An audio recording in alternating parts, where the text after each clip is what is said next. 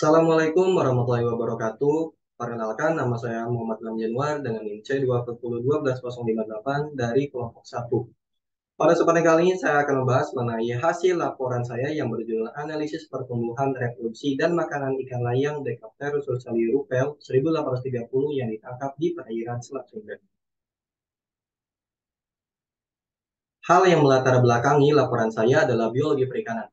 Biologi perikanan merupakan ilmu yang mempelajari mengenai perikanan yang meliputi interaksi antar biota perairan dengan kondisi lingkungan sekitarnya. Nah, kondisi lingkungan sekitar ini sangat mempengaruhi kelangsungan hidup dari biota perairan. Perairan di Indonesia sendiri sudah tersebar di berbagai wilayah, salah satunya adalah Selat Sunda. Selat Sunda merupakan selat yang menghubungkan antara dua pulau, antara Pulau Jawa dan juga Pulau Sumatera. Nah, di dalam Selat Sunda ini memiliki hasil tangkapan yang begitu banyak. Salah satunya adalah ikan layang. Ikan layang merupakan ikan pelagis kecil yang memiliki nilai ekonomis yang tinggi dan juga memiliki nilai gizi yang tinggi dan digemari oleh beberapa masyarakat lokal. Nah, digemarinya oleh masyarakat lokal ini membuat para nelayan memburu ikan layang secara berlebihan atau overfishing, sehingga dibutuhkannya analisis mengenai ikan layang tersebut ini agar terjaga kelestariannya di perairan Selat Sunda. Lanjut ke bagian metode. Metode yang saya gunakan adalah metode kuantitatif, yaitu perhitungan secara statistik. Penelitian saya dilakukan selama 3 bulan, yaitu mulai dari Februari sampai juga bulan April tahun 2023 yang dilaksanakan di Fakultas Perikanan dan Ilmu Kelautan IPB University yang dilakukan di ruangan Laboratorium Biologi Perikanan dan ruangan NSPI Departemen Manajemen Sumber Daya Perairan. Berikut ini adalah alat dan bahan yang saya gunakan selama 3 bulan penelitian dan analisis mengenai ikan layang tersebut.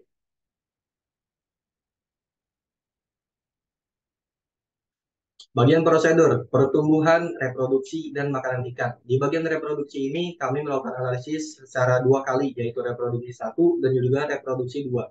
Di bagian pertumbuhan ini, kita menentukan jenis kelamin dan juga TKG. Dan di bagian reproduksi, kita mengetahui atau menganalisis gonad pada bagian ikan layang. Dan di bagian makanan ikan, kita melakukan analisis mengenai usus dan juga isi dari lambung ikan layang tersebut. Nah, analisis data yang saya gunakan selama 3 bulan adalah sebagai berikut. Dapat teman-teman lihat pada layar berikut ini.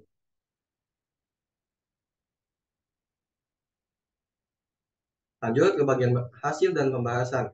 Bagian pertumbuhan, yaitu terdapat grafik distribusi frekuensi panjang dari ikan layang yang saya analisis.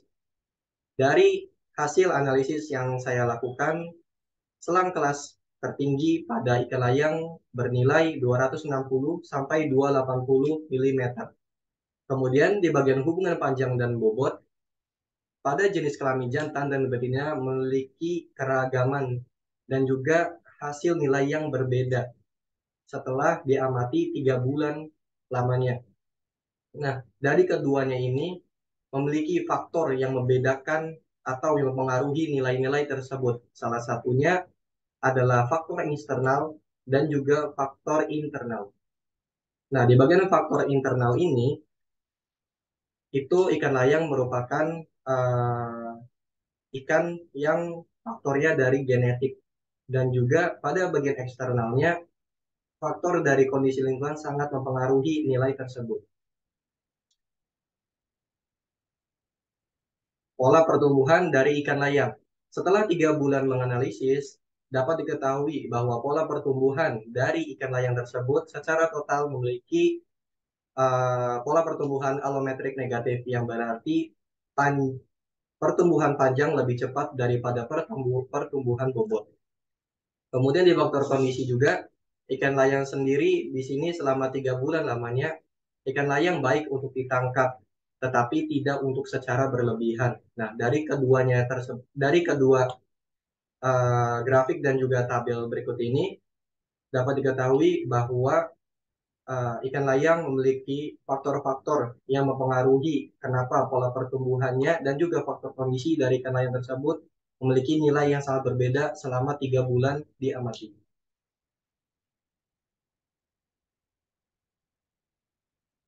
Reproduksi. Nisbah kelamin dari ikan layang sendiri tersebut memiliki nisbah kelamin yang tidak sama dengan 1:1, yang berarti total dari ikan jantan dan juga ikan betina memiliki perbedaan yang begitu signifikan. Kemudian bagian TKG jantan dan betina memiliki persamaan, yaitu TKG yang mendominasi adalah TKG keempat dan juga yang kurang mendominasi adalah TKG kedua. Nah, berdasarkan grafik dan juga tabel berikut ini, faktor-faktor yang mempengaruhi dari si ikan layang tersebut dapat ketahui bahwa adanya faktor dari eksternal, yaitu kondisi lingkungan seperti suhu, kemudian cuaca, dan juga kondisi lingkungan dari perairan Selat Sunda. Nah, berikut ini adalah IKG jantan dan betina dari analisis reproduksi yang saya lakukan. Di sini terdapat pada TKG ke-1 itu sangat mendominasi dibandingkan TKG yang lainnya.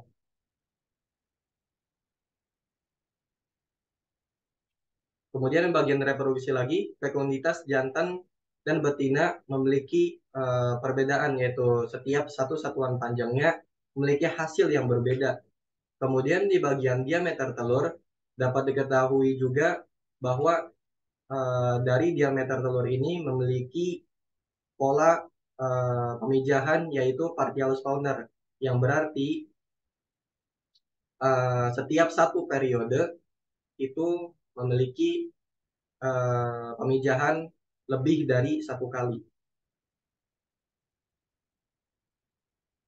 Lanjut ke bagian makanan ikan. Di bagian makanan ikan ini, makanan utama dari ikan layang sendiri adalah nematoda.